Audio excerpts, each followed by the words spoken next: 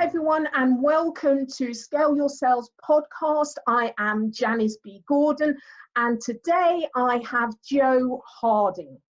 Now, Joe has developed successful niche sales and marketing consultancy over the last 6 years, specializing in lighting and the construction sector. Her lengthy experience working in lighting specifications and sales and marketing has provided invaluable insight for her clients. We're going to find out more about that. But welcome to the Scale Your Sales podcast, Joe.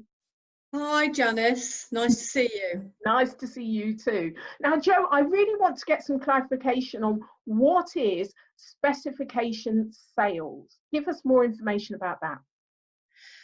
Specification sales is centred in the construction industry, and it's about the way that products are actually purchased and procured. The specification is drawn up by a construction design team within the construction industry, and the whole specification is based around the technical and aesthetic capabilities of the products that will actually be obviously installed in the building. So it's actually a very long-term sell, because as you probably know, buildings can take quite a long time to be built. The whole design process can be protracted. It can take up to 2 to 3 years on bigger projects. So the products have to be specified and go through various design stages, and it's quite a challenge in terms of a long-term sell to project manage that and also to develop the right strategy for it. So is this unique to the construction industry, or are there other industries that go through this kind of process? As far as I'm aware, specification sales is particular to the construction industry. I'm not aware of other industries. That's not my speciality, if you like, but it certainly would be wrapped up within that sort of B2B long-term sell, which includes developing longer-term relationships. Excellent.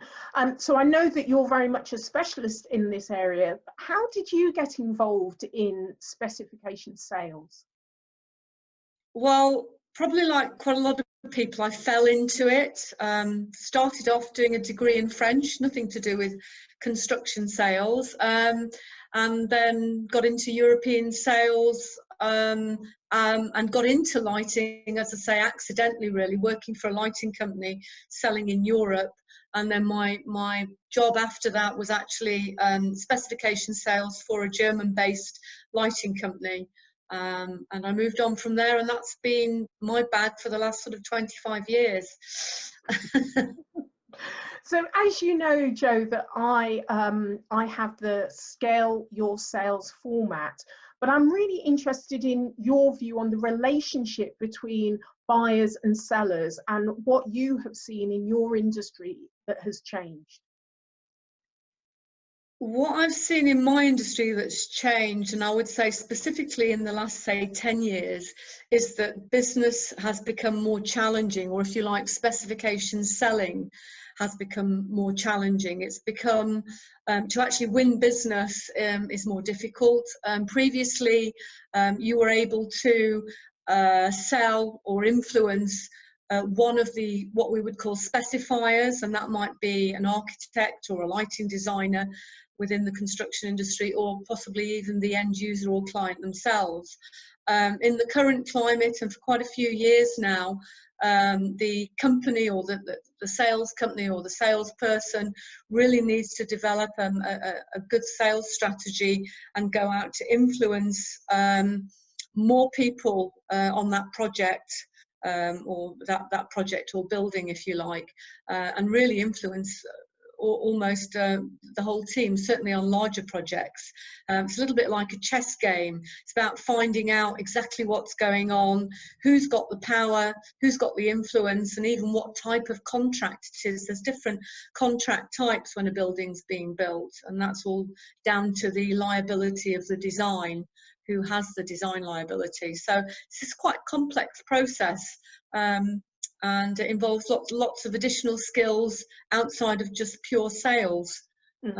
So very interesting, but certainly has changed. And It seems from I what think you're saying, a lot of those changes in terms of building the relationships, really understanding who are the influencers and doing your research seems to be quite common across all industries. But what's different is the technical detail that you need in the proposal documents. You know, that seems to be quite uniquely different. Would you say that that's true? yes, definitely. Yeah, it involves, as I say, it involves a lot of strategy, and it's quite easy to waste time going down the wrong route if you haven't defined exactly what's going on in simple layman's terms. So there's also a lot of, I think, emotional intelligence required of the sales teams involved, because there can be a lot of politics. We're all human beings, and when you've got a lot of people involved in building buildings, in terms of design teams, construction teams, things get hot under the collar, certainly towards the end of the project. And so specification salespeople have to be really aware of that and be really emotionally intelligent about what's going on. Otherwise they can fall foul of and ruin relationships if they're not careful. That's really interesting. Have you I don't know if there's been a change in the need for salespeople in your industry, because you've got that extra element of the specification and the detail. I wonder if you've seen that actually that has embedded in the need for physical salespeople. You can't just get those things on the website. It's so much more bespoke and detailed that having the relationship with the salesperson is even more important. I think that's true. There's obviously a lot of information out there at the moment about how there's possibly a need not to have business-to-business salespeople, because there's so much information on the web and on the internet. But I was reading quite an interesting blog recently that was saying that if you like, information is not knowledge, and that's quite an interesting thing, because that's a massive trend, I think, really, that we all, even as consumers, can get hold of a massive amount of information, but we can't necessarily use it without the right guidance. And that's certainly true in the industry that I've been involved in the construction industry, because specifiers and buyers can get a lot of information about products and services, but they need to get, if you like, real world knowledge from salespeople, and that's also about solving their problems. And they work at such a pace now. They're always trying to speed up these construction processes, that they need the right information at the right time, or if you like, the right knowledge at the right time. So salespeople are definitely still very much required, but they have to be really good. They've got to be real professionals, because I think, you know, we know that very, very hard, pushy salespeople now, it's bad practice, and there's a lot of people out there who don't like to be actively sold to in a pushy way, and that's certainly true within the specification sales industry. So there is definitely a need for salespeople. So is the sales specification sales supplier having to adapt and change in order to make sure that their salespeople are better equipped to deal with the level of detail, the speed of change? So if you've seen kind of up the value chain in the suppliers that there's been changes there, and if so, what are they? I think the changes are better equipment, quicker access to information on customers, going out with excellent presentation tools and sales and marketing collateral, iPads for having all of that information there to hand for doing top presentations. the speed of requirement for service is very immediate, like I think in most industries, so people expect answers and accurate answers very, very quickly. There's also, obviously, with a lot of what you're doing, Janice, there's also now a big trend to use social media and to get in contact with people.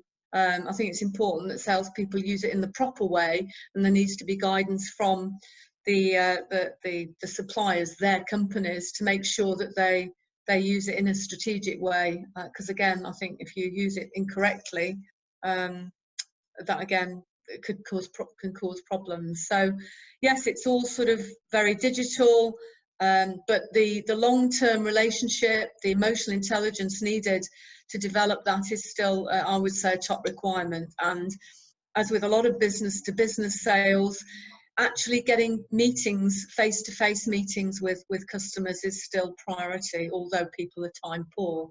Mm-hmm. It's interesting you talk about tools. I was reading an article about WhatsApp, and you wouldn't really think that WhatsApp was a business tool really, but actually in the B2B world, depending on what industry you're in, there are some companies that are winning deals because they're able to filter through the bite-sized insights rather than information, and they're doing it on WhatsApp because there's many more millennials that are involved and used to these tools and want the information, as you say, at the right time. So it's actually changing the way that you, or changing the channels that you use and the types of information that you can kind of push down quickly so that the buyers and the specifiers can make decisions really quickly. So it's actually understanding those changes and what the drivers are. You know, what is your take on the diversity? Because you're in a industry that is quite male dominated. So what is your view in you know, the how diversity is changing and what more needs to be done? It's definitely changed since my sort of long tenureship in lighting. When I started off, it was extremely male dominated. In both the designer side, there are a few women in interior design and architectural practices and lighting design practices, but in building services and in the contractor, very much all men. It's definitely changed. There's a lot of initiatives for diversity in construction, women in construction, women in lighting. Also, there's various research being done by RIBA, which is the Royal Institute for British Architects, about encouraging women and obviously equal pay. Yeah, lots of initiatives, and you can see that landscape has changed. There's a lot of encouragement to get women into engineering, which is part of construction as well. So it's all positive stuff, but I think there's still, like in a lot of other industries, a way to go. So, Joe, if you're on a desert island on your own, what would be the one thing you would take with you? Okay. And I know that you can do all the construction and lighting designs and all of that out of nothing, but what would be the one thing? Well, it's probably not the most intellectual answer, but being totally honest, I'd take my dog, Millie. She's a wonderful company, Millie. Yeah. She actually is a very talkative dog, very vocal. So she'd have to be my companion on the desert island. Oh, that's wonderful. Thank you so much.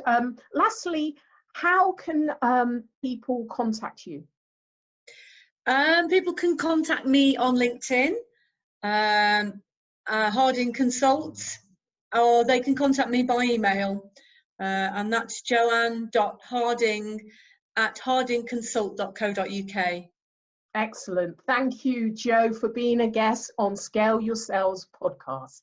Oh, thanks, Janice, for inviting me. It was lovely. I enjoyed it. Thank you.